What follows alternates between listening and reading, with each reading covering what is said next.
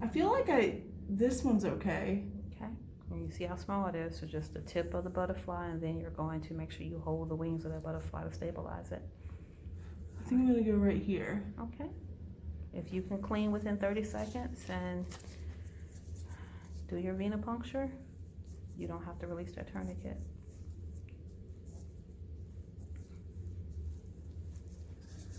Okay.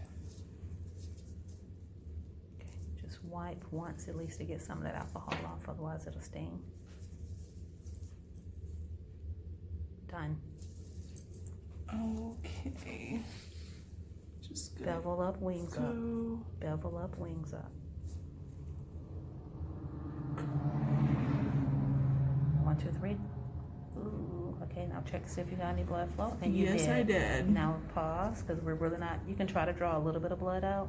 Connect Do you want me to? Uh-huh. Okay. Just so it'll fill up in the tube, in the, okay. All right, and there we go. You can stop.